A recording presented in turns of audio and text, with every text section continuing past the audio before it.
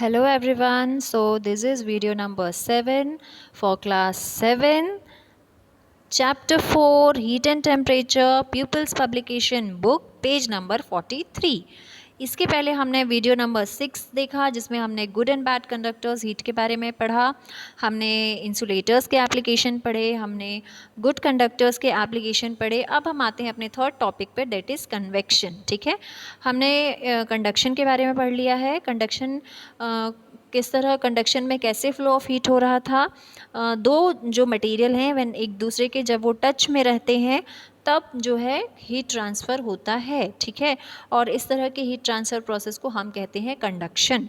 अब हमारा second process आ गया हीट ट्रांसफ़र का, जो है कन्वेक्शन। ठीक है, तो convection is the transfer of heat from one place to another by movement of fluids. Liquids and gases transfer heat through the process of convection. तो एक सिंपल सी बात समझ लीजिए बच्चों कि जो कन्वेक्शन होता है, लिक्विड्स में जब हीट ट्रांसफ़र होती है, गैसेस में जो हीट ट्रांसफ़र होती है एक मटेरियल से दूसरे मटेरियल में, वो किस प्रोसेस के थ्रू होती है? वो होती है कन्वेक्शन प्रोसेस के थ्रू। सिंपल, समझ गए आप लोग।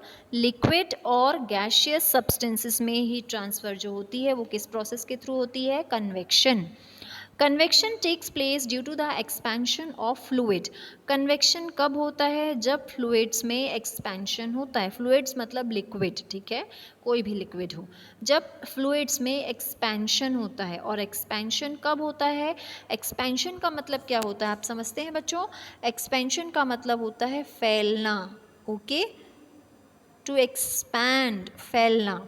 तो एक्सपेंशन कब होता है? जब कोई चीज़ आप गर्म करते हैं। When a liquid is heated, molecules become warm and less dense. जब आप कोई चीज़ गर्म करते हैं, जब आपने किसी लिक्विड को गर्म किया तो उसके अंदर जो मॉलिक्यूल्स थे वो वार्म होने लगते हैं और वो लेस डेंस मतलब एक दूसरे से दूर दूर भागने लगते हैं। ठीक है, डेंस का मतलब होता है घनत्व। देखिए, जैसे मैं आपको डायग्राम के थ्रू समझाती हूँ। एक ये आपके पास टम्बलर है, ये लिक्विड है, ठीक है, ये इसके मॉलिक्यूल्स हैं, वाटर के मॉलिक्यूल्स हैं समझ लीजिए। एक ये टम्बलर है, इसमें भी लिक्विड है आपका। लेकिन जब आपने इसे गर्म किया पानी को, तो इसमें जो मॉलिक्यूल्स होंगे बेटा वो एक दूसरे से दूर दूर भागने लगेंगे। दे विल लाइक डांस, एक दूसरे से दूर दूर भागने लगेंगे। ठीक है, तो दे एक्सपैंड एंड राइज अप, ऊपर की तरफ आने लगेंगे वो। ठीक है, ऊपर की तरफ आएंगे और वो जैसे जैसे लिक्विड गर्म होता जाएगा उनका जो स्टेट है वो चेंज होने लगेगा। आपने देखा है ना, पानी जैसे जैसे बॉयल होने लगता है तो वो किस में कन्वर्ट होने लगता है? वाटर वेपर में।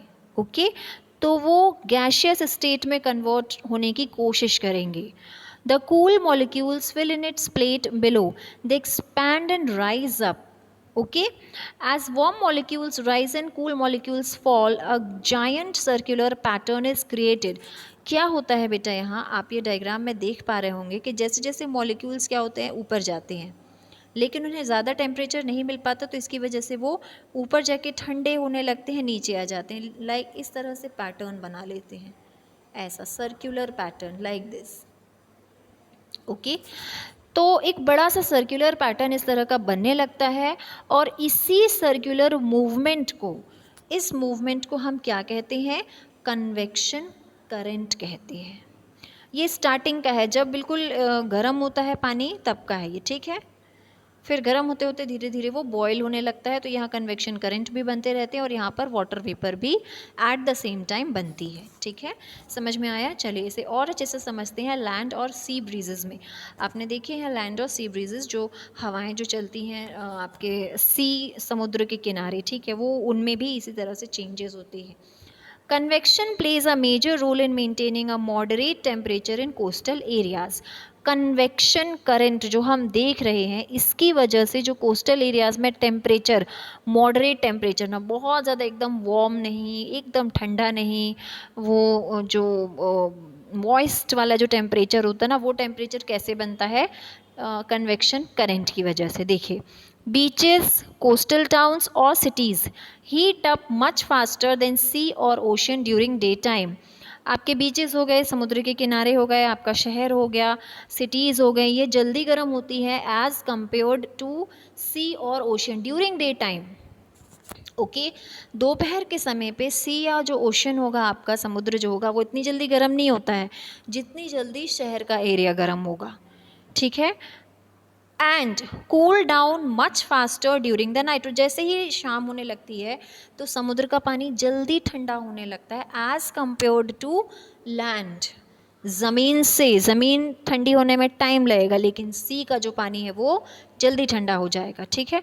तो इसी डिफरेंस की वजह से विंड में, सी के ऊपर जो विंड फ्लो करती है और ज़मीन के ऊपर जो विंड फ्लो, समुद्र के किनारे जो बीचेस होते हैं ना, का समुद्र के किनारे का पूरा एरिया आप ले लो, जो ज़मीन है उसके ऊपर जो विंड ब्लो होती है, सी के ऊपर जो विंड ब्लो होती है, उसमें पैटर्न्स बनते हैं, ओके, चेंजेस आते हैं उसमें। किस तरह से चेंजेस आते हैं हम देखते हैं ये, ठीक है। ओके, ये देखिए, ये मैं आ गई हूँ बेटा पेज नंबर 44 पर। ये दो आपको एक्टिविटीज़ दी हुई हैं जो हम बाद में देखेंगे, पहले हम यहाँ देख लेते हैं कैसे होता है convection, land breeze and sea breeze. अब देखिए यहाँ पर क्या दिया हुआ है। During the day time air above land becomes hotter and rises up and cooler air from over the sea blows in to take its place. During the day time, दोपहर के समय क्या होता है, land, the air above the land, land के ऊपर जो air होती है, ठीक है, डे टाइम की अगर हम बात कर रहे हैं यहाँ पर, ये लैंड है, इसके ऊपर जो एयर है, हवा जो इसके ऊपर ब्लो कर रही है, वो कैसी हो जाती है, वार्म, हॉट हो जाती है। और जैसे ही कोई चीज़ गर्म होती है बेटा तो वो हल्की हो जाती है और ऊपर उड़ने लगती है, बहुत ज़्यादा ऊपर जाने लगती है, तो ये ऊपर जाने लगती है। अब लैंड के ऊपर की जो एयर है ये गर्म हो गई, ऊपर को चली गई, तो यहाँ का एरिया जो है खाली होने लगता है, ठीक है। अब इसी टाइम पर क्या होता है, समुद्र के ऊपर जो हवा होती है वो ठंडी होती है, सेम टाइम यहाँ पर सी के ऊपर जो एयर है वो कैसी होती है, कूल, ओके। तो ये कूल एयर यहाँ इस साइड को रश करती है लैंड के पास, इस खाली स्पेस पर आने के लिए, ओके। रश मतलब इस तरफ को भागती है। इससे क्या होता है, this give rise to sea breeze which cools the land. इससे क्या होता है, इससे होती है आपकी सी ब्रीज, दिन में होती है ये, ठीक है। इससे क्या होता है, सी ब्रीज हुई, वो जो ठंडी एयर है लैंड की तरफ आई और लैंड को वो ठंडा करती है, ज़मीन को ठंडा करती है। ये तो था दिन का प्रोसेस। अब नाइट में क्या होता है, at night land cools down much faster than sea. Land जो है, ज़मीन जो है जल्दी जल्दी ठंडी हो जाती है as compare to sea. So cooler air over the land moves in to take place of warmth air over the sea. Opposite होने लगता है नाइट टाइम की अगर हम बात करें, यहाँ की जो एयर है, ठीक है। ओके, सो यहाँ पर देखिए दिया हुआ है, okay, at night, land cools down much faster than sea. Night की अगर हम बात कर रहे हैं यहाँ, तो लैंड जो है, लैंड के ऊपर लैंड जो है वो जल्दी क्या हो जाती है, कूल हो जाती है, ठंडी हो जाती है ना। The cooler air over the land moves in to take. अब ये कूलर, इसके ऊपर की जो एयर है वो कैसी है, ठंडी है। वहीं सी के ऊपर की जो एयर है कैसी है, वो वार्म है, वार्म होके ऊपर को राइज हो गई, ये एरिया खाली हो गया, तो ये जो कूलर एयर है इस तरफ रश करेगी इसकी स्पेस को कैप्चर करने के लिए। जैसा डे टाइम पर हुआ था वही चीज़ें नाइट टाइम पर होती हैं, ठीक है। तो रश करती है उसकी जगह लेने के लिए, और क्या बनाती है यहाँ पर, लैंड ब्रीज बनाती है। आई बात समझ में बेटा। During day time sea breeze होती है, शाम के टाइम लैंड ब्रीज होती है। और ये पूरा प्रोसेस क्यों होता है, because of the cooling down of land and warming up of sea water. Opposite होते हैं दोनों एक दूसरे के। क्लियर। अभी हम जब यहाँ पर इसके एप्लीकेशंस देखेंगे तो ये आपको ज़्यादा अच्छे से समझ में आएगा। आप एक बार यहाँ देख भी लीजिए, ये देखिए सी ब्रीज दी हुई है, यहाँ की ठंडी एयर जो है यहाँ जाएगी लैंड ब्रीज में, यहाँ की ठंडी एयर जो है यहाँ रश करेगी। Clear everyone. तो इस तरह से ये प्रोसेस पूरा होता है।